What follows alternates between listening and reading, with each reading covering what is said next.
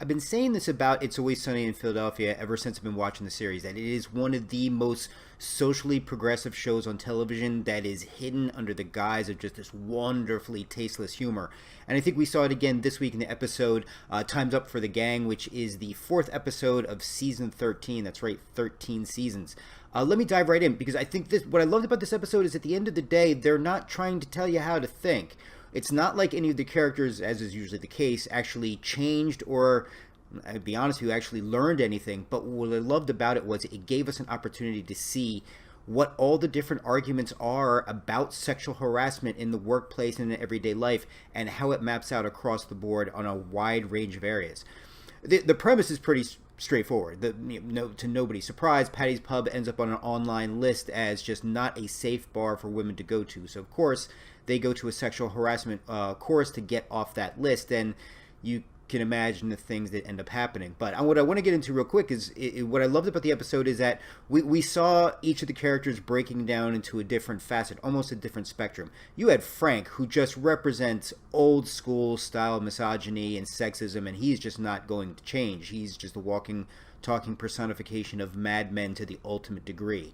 Then you have Dennis, which I think is very interesting, because I think they make it a good point from the very beginning. Is like, if we're here, Dennis, it's most likely because you dentist somebody, and I think we've seen seasons of evidence as to why.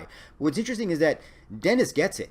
Dennis understands it. He says it very clearly at the end. He goes, "Oh no, men are horrible. Women have every right to feel this way because more often than not, it's just messy." But Dennis is that end of the spectrum.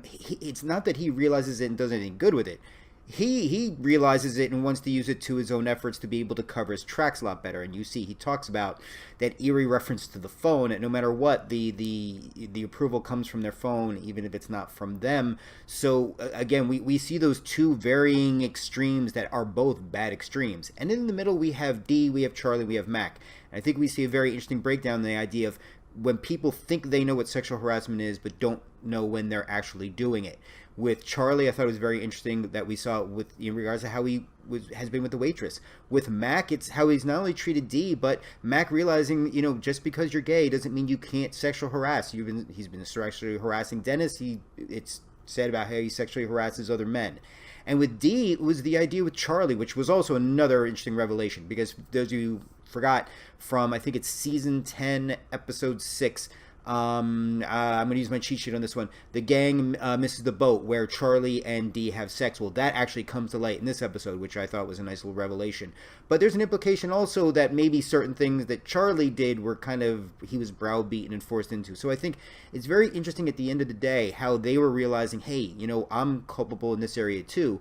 And how everyone at the end just finds a way to rationalize and going back to how they are. And I think that speaks volumes for the episode. This idea that when all is said and done, we're going to fall back into our comfortable. It's Frank just saying, I'm old school, I'm just going to be the way it is. With Charlie, with Mac, and with Dee, this idea that, like, hey, we'll do the best we can, but, we won't talk about these certain things.